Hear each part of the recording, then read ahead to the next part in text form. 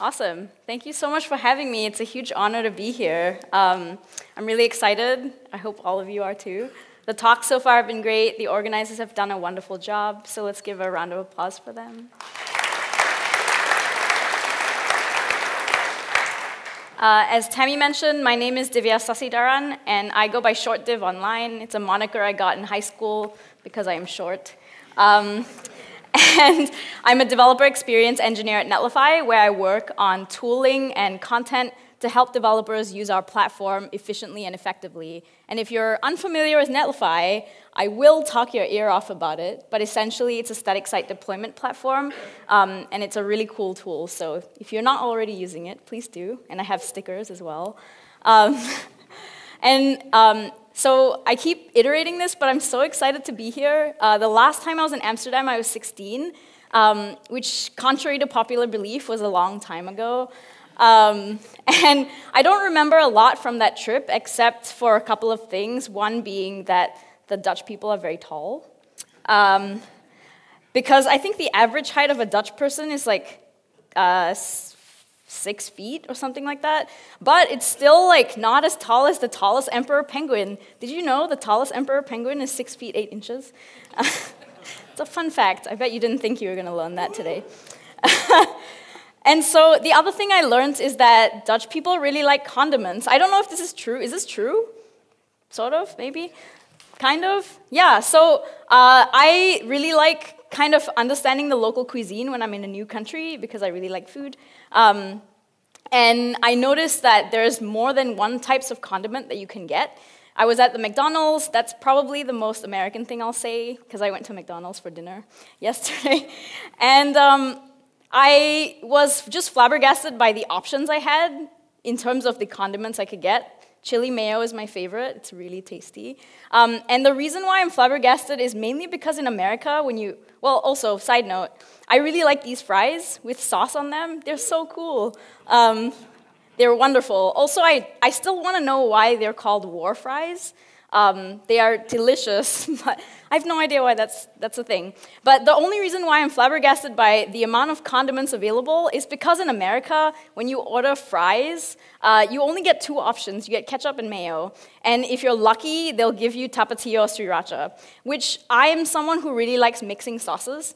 And people end up giving me weird looks when I ask for sambal mayo or sriracha mayo. Sometimes my request is granted, oftentimes it is not, sadly. And so I don't really always have a good dining experience, so I'm really happy that here I don't have that experience. And so overall, the ability for the sauces or the condiments to be pre-available or pre-made for me is really nice. And on the web, I prefer that kind of an experience where a resource that I want is available for me without me having to ask for it. So I don't have to wait. It's just available magically for me. And this is the idea of prefetching. And in order to understand prefetching before we dive into the details, it's worth understanding what the current state of things are. And so Patrick talked a little bit earlier in depth about TCP TLS and all of the HTTP protocols. I will not bore you with the details. Not that his talk was boring. It was very interesting. I didn't... But just a quick overview in an animated fashion of how the protocol works in case you forgot already. Essentially, we're going to look at a very simple example, which is trying to move and navigate to a new page. So this is where you type in an address in the address bar. Essentially, the client doesn't yet know where that domain lives, and so it makes a DNS request to the server, and the server essentially is like, here you go, here's the IP address associated with that domain. And so once the client knows that, it is able to do that TCP TLS dance. Again, I won't go into details about that, because Patrick already talked about this. But essentially, that allows the client and the browser to establish a connection with one another, which is how they exchange resources like HTML, style sheets, and so on. And so essentially what happens is that this TCP TLS and DNS request resolve takes a bit of time. Oftentimes, it takes a couple of milliseconds if you're on a fast connection, but it can go from anywhere from that to a couple thousand milliseconds if you're on a slower connection. Because again, it depends on how far you are from the server and the bandwidth that you have. The other thing that could take time also is getting the requests in order to render the page. So initially, whenever you establish the connection between the client and the server, it needs to get the pages in order to render it to the screen. And so the first request is the index.html page. And so the browser gets that, it parses that information, and so it realizes it needs additional resources like style sheets and script tags and so on. And so it gets those from the server. It essentially makes those requests separately and gets them, which is really nice. This animation needs to load. And so that also takes a bit of time. Not only does it have to establish that connection, it also has to get those resources. And of course, with HTTP2, which is what Patrick talked about, again, not going to reiterate, there's a lot of ways in which you can make this faster, but it still takes a bit of time in order for the user to see the things that are rendered to a screen. And so the nice thing about doing it faster is to do it via prefetching. So when you prefetch, essentially, you are anticipating where a user is going to go and prefetching or getting resources that they will need in the next page that they navigate to. And so in a sense, it's a big step towards a faster and less visible internet. And to some extent, browsers already by default have ways in order to do this. So TCP Preconnect is one way in which a browser already does things under the hood to make navigation really fast. But the stuff that I'm talking about is specifically the techniques that us developers will be using to make websites faster from a user experience standpoint.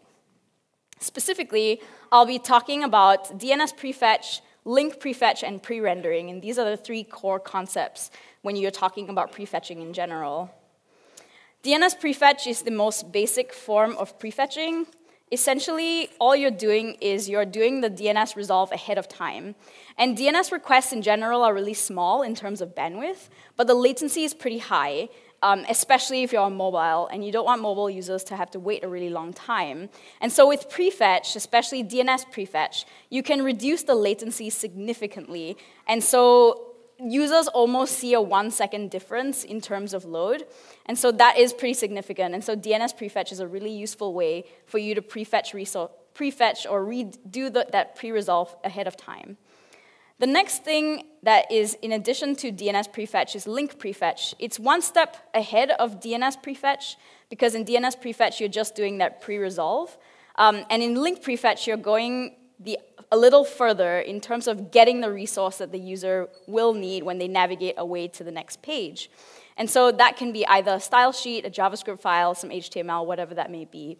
And so that's pretty neat as well, because again, you save a lot of time from having to make an additional request when the user finally does navigate away. And the last is pre-rendering, which is obviously the most extreme form of prefetching. As the term might indicate, pre-rendering is essentially rendering before a user navigates, so it renders the entire page. Not only does it do that pre-resolve and link resource fetching, it also renders it behind the scenes. And so from a user perspective, it's really seamless because they almost see an instantaneous load. So it's really nice, but one thing to note is that it's incredibly bandwidth intensive, and so it's something to take into consideration whether or not it actually makes a performance difference to the user. And so those are the different means in which we can do prefetching. Of course, Yoav Weiss mentioned this in his talk at VelocityConf a couple of years ago about the cost-benefit analysis between using all of these things. It's not very much a science, so the numbers are just kind of, it's more a range from low to high. But you can tell that if you use something like pre-rendering, the cost, as I mentioned, is so high that if you get it wrong, the user basically doesn't win because you're wasting a lot of bandwidth, you're wasting a lot of resources, and that's not very good for the user. It's a huge loss. But on the other hand, if you pre-render correctly, the user sees that instantaneous load, and so it's really seamless from a user perspective. But of course, again, it's something you might want to weigh into and take into consideration when figuring out whether to use DNS prefetch, link prefetch, or pre-rendering. And so there are some ways in which prefetching is really obvious, so oftentimes we make decisions on how exactly to prefetch resources. They can take the form of hard-coding prefetch. That should not be what you should do because you're, again, making an assumption. But generally speaking, search engines, for instance, have assumptions that they can make in terms of what to prefetch. So for instance, whenever a user types in something into the search bar, you have requests or like various links that are populated. Generally, the first few links are prefetched because those are the ones that users are likely to click on. Not many users navigate to the next page, not many users navigate to the bottom of the page, and so that makes sense as resources to prefetch. The other thing that's useful to prefetch also is general user workflows. So if you're working on an application that has a login flow where a user has to go from a login to a dashboard and various other subpages, you can almost be sure that they will go from the login to the dashboard. And so when they're on the login page while they're logging in, you can prefetch all of the resources they'll need in the dashboard, like submenus, articles, or any other things that they would need for that dashboard to load quickly. And so these are effective means in which you can make decisions on how exactly to prefetch. That can be a bit obvious, but of course, oftentimes applications are not super obvious, or the situations in which we want to prefetch are not as clear-cut. And so the thing with prefetching so far, we can, again, take user interaction into consideration. So far, we've made assumptions that users were going to click the top few links, or so on.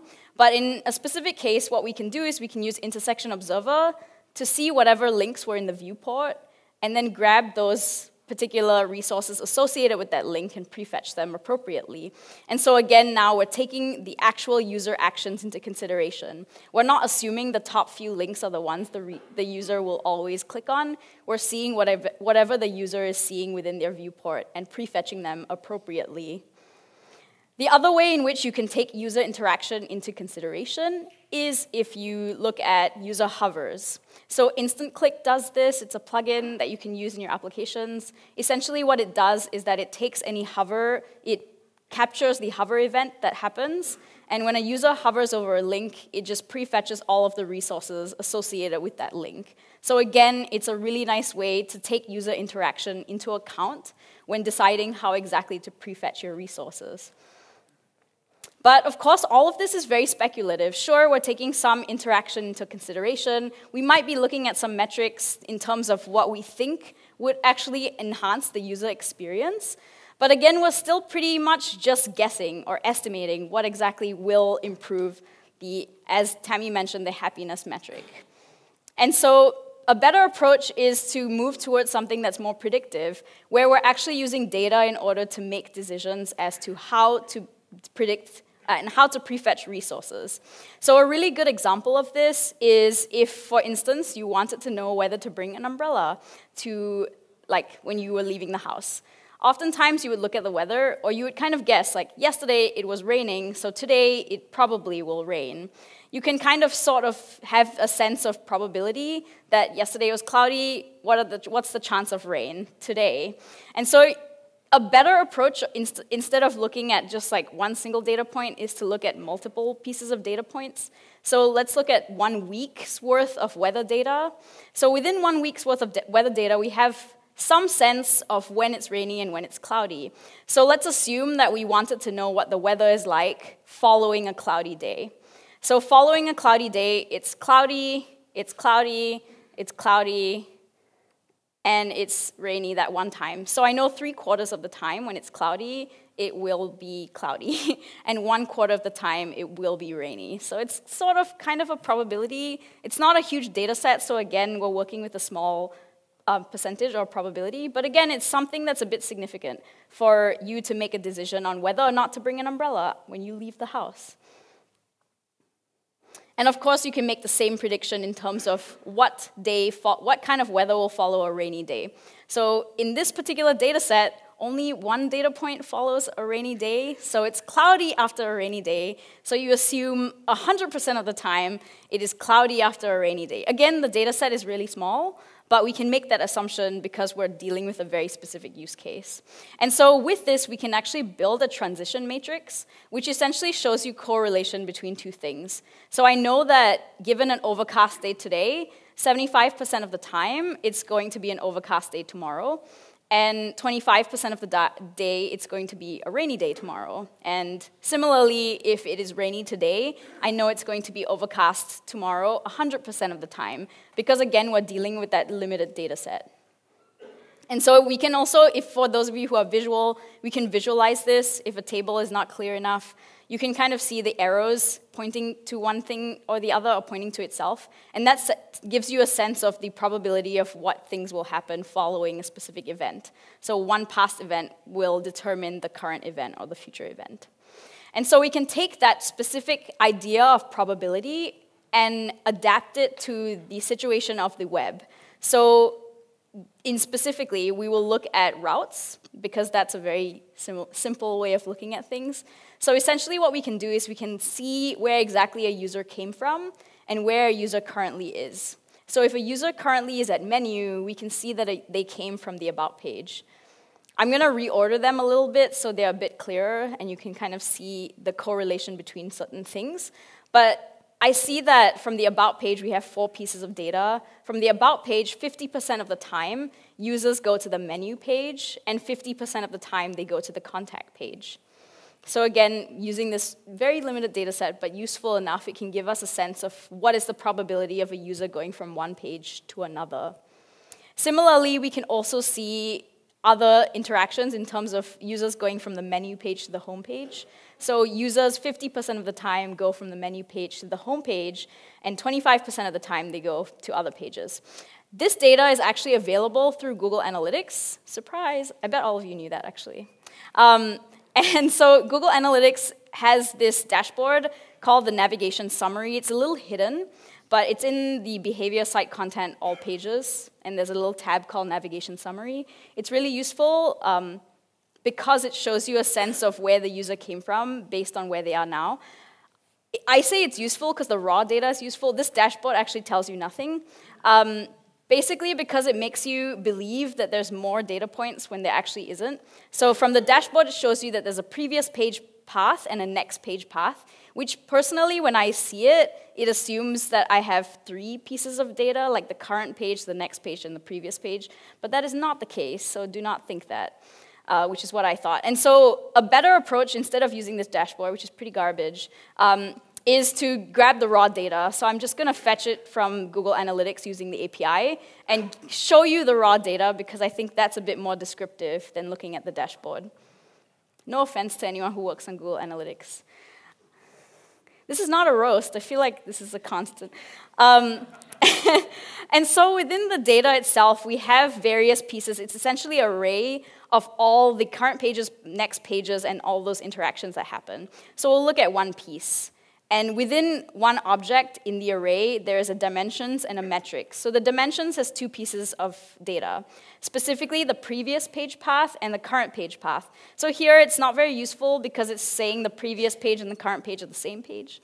And the metrics is the second piece of data, which is useful because it shows you the page views, so all of the people who moved from the previous page to the current page, and exits, which means all the people who went from previous page to not going to any, basically exiting the entire application altogether. So that's pretty useful as well, and we'll be using that data as we move through this demo. The other thing that's really useful is that the data shows you multiple pieces of metrics. So we looked at one specific piece of the array, which was just one dimension, but we can look at multiple dimensions. So essentially, we have a previous page path that matches. So in these particular instances, both the previous page path is the root, or the home page, and the next page path, or the current page path, it's a bit confusing, but current page and previous page, or yes. And so the current page path is different, because in the first instance, the user didn't navigate anywhere. They essentially stayed on the home page. And in the second instance, they did navigate to the posts page. And so we see 2 varying interactions, or 2 varying actions that happened. And so that's really useful, and we can use all of this information to predict where a user will go given the root page. And so what we'll do is we will take this raw data that I just pulled from Google Analytics, and we're going to try to aggregate everything so we can see everything in a bit clearer of a manner. And so I won't go through the specifics of how I clean data, because this is a performance talk, not a data cleaning talk.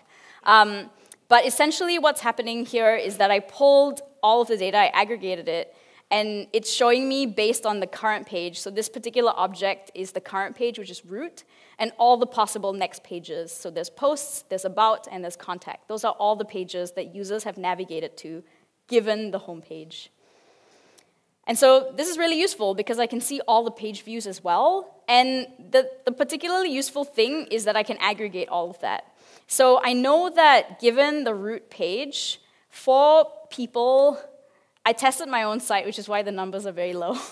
4 people, 4 of me went to the post page, 1 went to the about page, and 1 went to contact. And so the total next page views, so the total actions of going from one page to the next, is 6, because we're doing 4 plus 1 plus 1, basic arithmetic.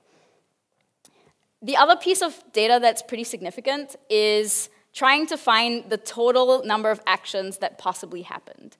And so I'm highlighting exits and next page views. So next page views is all the users that navigated from one page to the next within the application, and exits is anyone who left the application altogether. And because I tested my own site, I didn't exit my own application. And so 6 plus 0 is 0. So there were 6 total possible actions that happened in terms of navigation, either away from the application or to another route in the application. 6. And so with that, we can actually have some probability. So I know that 4 users went to posts, given the root. 6 is the total number of actions that are potentially happening going from root. And so 4 over 6, which is 2/3, which is 0.666, is the statistic or the percentage certainty that I have that a user will go to route, go to posts from route. And similarly, I can do the same for the about and the contact page. 1 over 6 of users will go, or 1/6, whatever that percentage is, will go to the about page given the root page. And so again, this is basic probability. I'm just guessing based on my data set, and I can tell the certainty of how I know a user will go to a certain page given that. And so with this, I can actually automate a lot of this because I have the data from Google Analytics, I pulled it, I analyzed it, and I have certainty metrics, and so I can put that into my build itself so that it gives me those prefetch links that I so need. And so I call this predictive build automation because it predicts stuff for me. And so as I mentioned, I'm using Google Analytics, which is the raw data is nice, the dashboard. And I'm going to be using 11t for my actual static site generator. And I use 11t. I usually use Vue, and I love Vue. But I'm using 11t because I think it's a really performant static site generator. Also, Zach is awesome. He's not here. He spoke last year. And 11t is really cool. And they made some new updates to their stuff, so you can put your face in the balloon, which is kooky. But anyway, I like 11t because it's a great static site generator, really performant, and also it allows me to write JavaScript without having any extra dependencies or framework-specific things. So I believe that everyone will understand what I'm saying here. And Netlify is what I'm using for the actual build itself. So Netlify will run the build and like kind of push it to the CDN. So in order to talk to Google Analytics, here's where I tell you how I got data from Google Analytics. Essentially, I'm liaising with the API, and that requires doing an oath, or OAuth. So I do some OAuth stuff, which involves creating a client, and then I, of course, pass in some query parameters, which, again, this is very Google Analytics specific, but what I'm doing here, essentially, is grabbing data from 30 days ago, given yesterday being the last day. And then I can do some authorization stuff, and I can get some data. So from line 38 to line 44, all of that is grabbing the data from Google Analytics. It's not actually doing any data munging whatsoever. But in line 51 is when I'm actually doing the data processing. Again, I won't go over the algorithm for that. It's pretty naive. I will share that with you if you want to look at the code and criticize it.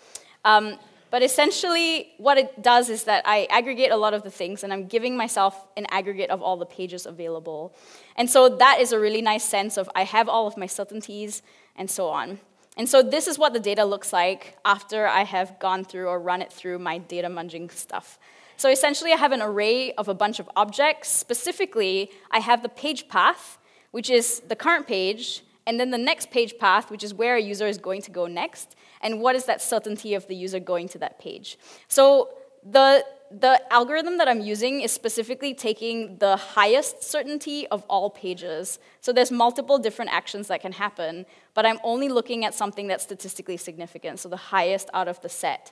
So in this particular case, I know that a user given about will go to the contact page 50% of the time. And so that's significant, and that's something that I want to focus on. And so with 11T, with the data and everything, I can put that into a 11T template. Again, this is 11T specific. I love 11T because it's just a really easy way of doing templating without having to know anything about JavaScript or frameworks. But essentially, 11T uses Nunjux, which is a Mozilla-style templating engine. And so that's why you see the cookie templating stuff that's happening. What I'm doing is I'm grabbing prefetch links, which is the data file in which I did a lot of my data processing. I'm iterating through all of those entries. I'm trying to match it with the current path that I'm on. So what is the current URL? Is it in the array? If it is, I'm running it through a filter to grab the next page that I need in order to prefetch it. So this is the code that you see in terms of how exactly I'm creating my prefetch itself.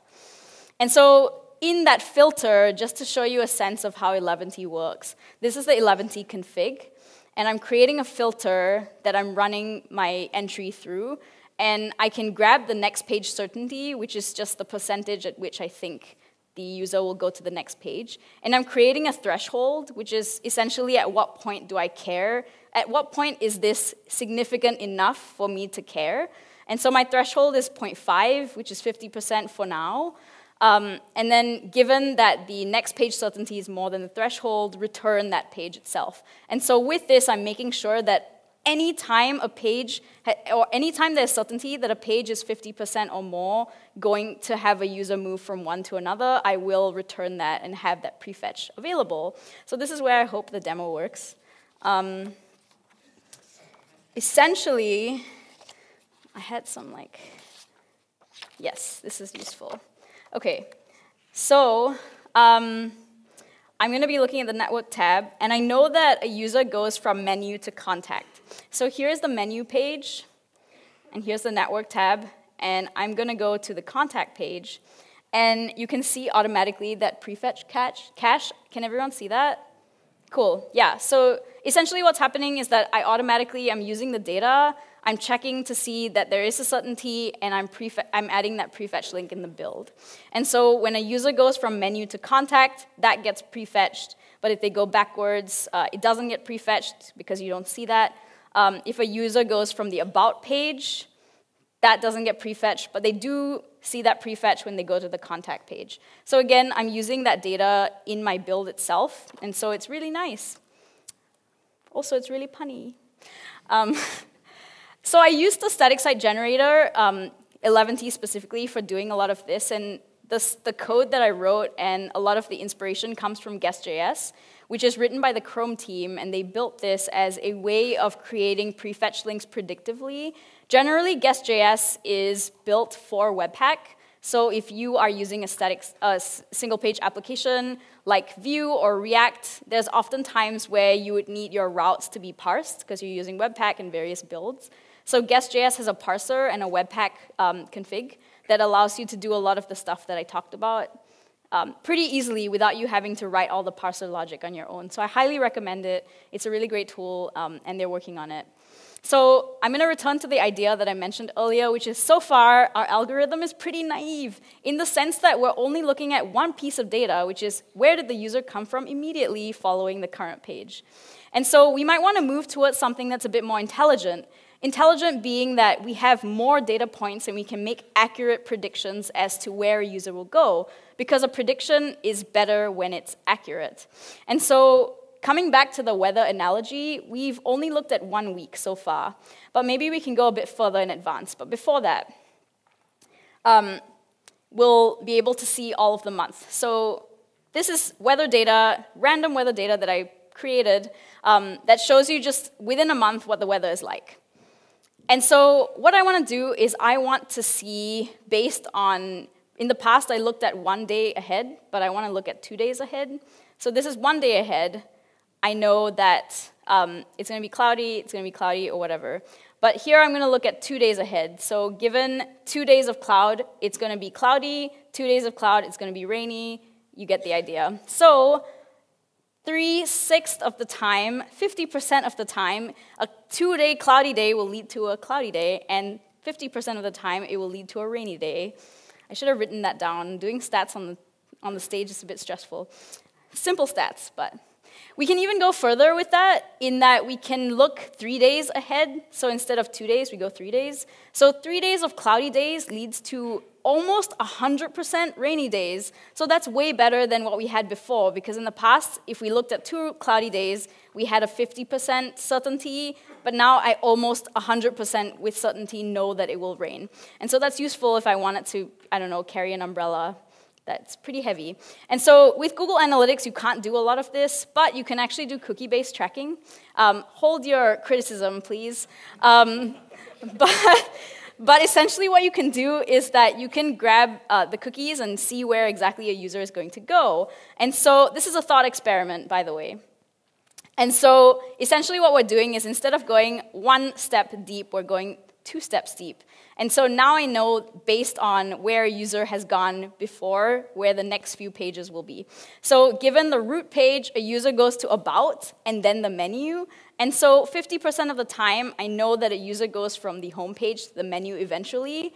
And so I can automatically tell that that is a general flow that they're going to go there. And I can sort of prefetch the menu ahead of time so that users don't have to load and wait for that load to happen. Similarly, I can also look at random user experience weirdness that happens. So here I see that users are going from contact to menu back to contact. And similarly from the root file or the home page to menu to the home page. So you see a lot of cyclic actions that happen. And so not only does looking at data allow you to prefetch and get resources a user needs, it also gives you a sense of how exactly a user is using your application. And perhaps it might give you a sense of how to build your application better or provide better information as to what a user is looking for. And so that's pretty significant, especially because performance isn't just about making websites fast, it's also about making sure your users are getting exactly what they need when they need it. And so now you can criticize me because, of course, we have this thing called GDPR. We're in the EU. So cookie-based tracking isn't great. Yes, great. California actually also just released their version of GDPR. I think it was like GDPR for US or whatever. But essentially, it's just data protection for the user. So it's for very privacy-minded folks, which I think is really great. And so the cookie-based idea is a really interesting thought experiment, but of course, it's useful to take this into consideration. So perhaps instead of doing cookie-based tracking, we can do something that's a bit more real-time. So previously, we did things at build time. So anytime the build runs, it goes through the analytics, it checks to see that there are some kind of user movement from one page to another. It checks certainty, and that was at build time. So it's not checking or it's not updating based on user actions in any way whatsoever. And so we can move towards perhaps a more real time. Maybe we won't be able to get many pieces of data as to where a user went 2 steps ahead, but perhaps as a user is navigating through, we can update the page and prefetch things in real time.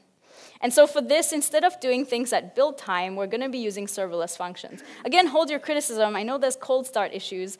But again, it's a thought experiment. I'm just going to hide behind that. Essentially, what we can do to move the code that we talked about from a JavaScript file to a serverless function, it's pretty easy. So far, we looked at this. We have a module.exports with an async function and some axios, whatever calls. But we're going to move it to an exports.handler. And that's generally how you would do serverless if you use AWS Lambda or Netlify functions and so on. You essentially export a handler, and then you have a return callback in which you pass the data out. So that is essentially all that you're doing. And so this is what that looks like. So this is my serverless function, and it's giving me just a string of JSON. And so I have that in real time, and I can use that data however I want, which is really nice. And so that allows me the access to the threshold. I mentioned the idea of the threshold a little earlier. It's a bit hard-coded in that I put it at 0.5, so at 50%, always prefetch. But we can make decisions as to how to prefetch depending on the user's bandwidth. So when we run things in real time, we have access to whether or not a user is on a low-end device, a high-end device, what kind of bandwidth they're on, whether they're on data saver mode or not. And so, for instance, if someone's on a slow 2G network, we might want to increase the threshold at which we will prefetch anything. And in terms of the recommended approach for prefetching, we might want to use maybe DNS Prefetch and link prefetch at most, because again, we know that bandwidth is really expensive when you're on a slow 2G network. Whereas if someone's on a 4G network or a 5G network, anything above that, we might want to reduce the threshold because we can actually do a lot more with user experience because we have a lot more bandwidth to work with. And so we can do things like link prefetch or even go one step further and pre-render if we feel like it. But again, you might want to take that into consideration as to whether or not that perceived performance improves in any way. And of course, with data saver mode, that's something you can also check. If someone's in data saver mode, never prefetch, because I use data saver mode, and whenever, I would prefer if nobody prefetched things because it eats bandwidth. Like Instagram eats my bandwidth, it's horrible. And so again, it's worth looking at this table that was created by Yoav Weiss in his talk. It's really useful just because it gives you a sense of how exactly to make decisions when you figure out whether to use DNS prefetch, link prefetch, pre-rendering, because you kind of know, generally speaking, which is better, but it's always nice to kind of have a sense of, based on data, whether or not it makes a difference. And so to close, it is useful for you to know your users and understand whether or not to prefetch things. So for example, if you are here in the Netherlands and you are running an open source website, you might want to load all the condiments available. But if you are an American site, you might want to only load 2 things because Americans are pretty basic. They only want ketchup and mayo. And so hopefully that gives you a sense of how to prefetch. Thank you so much for your attention. The slides are available, and so is the code.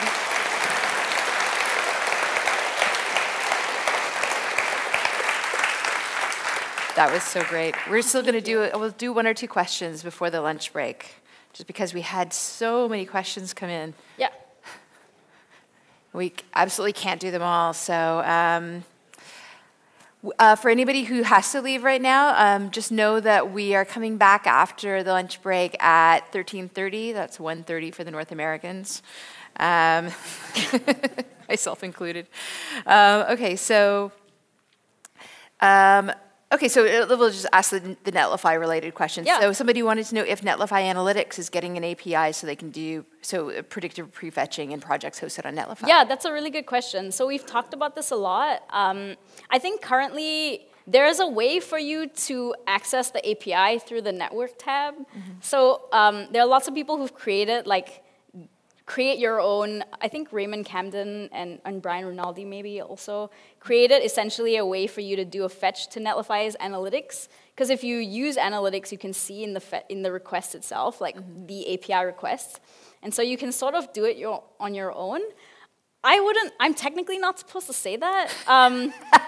But don't tell anybody. But, I mean, you could if you wanted to because the information is available. I'm not 100% sure if we are going to release the API so that people can use it, because I think in general we wanted to build the dashboard to be as rich as possible for that. I think I've been pushing for potentially releasing that API because I think it's useful for people who use analytics to be able to have access to the dashboard and to the data raw as well.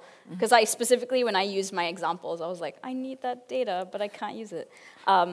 So yeah, I think it's something that is potentially on the roadmap, but I don't know what the priority is in terms of whether or not that will You don't get to make those decisions. Yeah. Oh, wow. Okay. So this is kind of a more high-level question. It's kind of a bit more of a statement than a question. No, it ends with a question. Anyway, sorry. saying that prefetch sounds more like a workaround than a solution. So speculating on users' actions can waste resources, CPU cycles, network bandwidth. Kind of you touched on that near the end of your talk. So the question, I guess, is why not focus on fixing the web instead? I'm just going to lob that over to you. Yeah, that's a really good question. I don't work at Google, so I don't know. But I think, so prefetching is like, so essentially my talk was just like the ability for you to do these things doesn't mean that you should do them, just because I think it's nice to be able to do it, but I think there's so many other performance optimizations that you can make in order for your website to be fast. And of course, like, we can talk at length about how we want the web to be better, but like, I don't know how much effect that has. Like, you can shitpost on Twitter, I guess. And the Chrome team will read it. I did that at CDS, and yeah, got a bunch of replies. But I agree with you. I mean, basically, you could say that it's a Band-Aid solution, but really what it is, it's a tool, it's a solution for the web as it is, not as the web as we would all really love it to be. Right, exactly. Yeah. I mean, if the web was how it wanted to be, you wouldn't have to do this, right? Yeah. So. Yeah, so someday down the road, we make everything perfect, and then we don't have to prefetch anymore. Yeah. Do we have time for any more questions? Okay, awesome. So, so one question was, do you have any experience using the Network Information API to reduce the risk of bandwidth consumption? I do not personally. Yeah, I can't answer that question because I don't have a lot of experience with that. Yeah. Ooh, okay, here's one. Wondering if prefetching has potential for kind of biasing the audience in the sense that you're improving the user experience for people who follow the main journey, but possibly decreasing the user experience for people who don't? Yeah, I think that's a general fear with whenever you run things through any like AI or intelligent algorithm of any form, because there's always bias involved where the majority wins. Unfortunately, I don't know if there's like a good answer to it, because in a sense, like, why would you want to prefetch for users that don't go to a specific, like, yeah, I would prefetch everything all the time. I mean, yeah, because you need to be able to prioritize, like, what to prefetch. And so the general flow would be to do the majority. I mean, again, I'm going to go to this cookie thing. I know it's, like, terrible, but if you had access to some sense of, like, let's assume that a user has logged in, and there is like session data associated, you might have some sense of like a basic understanding of what the user cares about. Like perhaps not anything that ties them specifically or whatever, but that could give you a sense of making better predictions rather than just doing it based on majority. But yeah, I feel like that's most of how the world works, where it's just like optimized for, like I'm short, so everything is just very high, and I have to like stand on a ladder, and I learned to do that. Yeah, that's how the world works. I'm really sorry if you're... You don't have control over that either. I know. I mean, like, I would like to reach things, and I would like things to be shorter, but not. Somebody was asking if there is an ML service. I'm afraid I don't know what that means, what ML means. Oh, machine learning? Okay, yeah. Where you can put your data in and add to your website for prefetching your pages. Yeah, so like technically GuestJS does a bunch of like ML stuff. So if you use their plugin, I'm pretty sure their ML is pretty naive, because I looked at the code and I was like, I'm pretty sure the stuff I'm doing is what they're doing too. So off the top of my head, I don't know any open source tools that are doing that.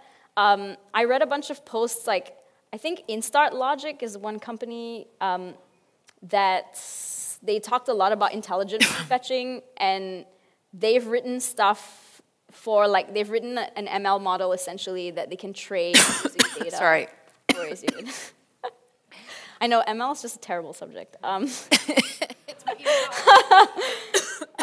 yeah, I don't know of any open source tool. I'm sure you could try using TensorFlow and like Markov chains in TensorFlow, but you don't really need it. I don't know. Yeah. All right. Well, on that note, and before I start really coughing, thank you very much, Divya, for being here. I think you're going to have a lot more questions during the break. Yeah. And yeah, we're back at 1:30.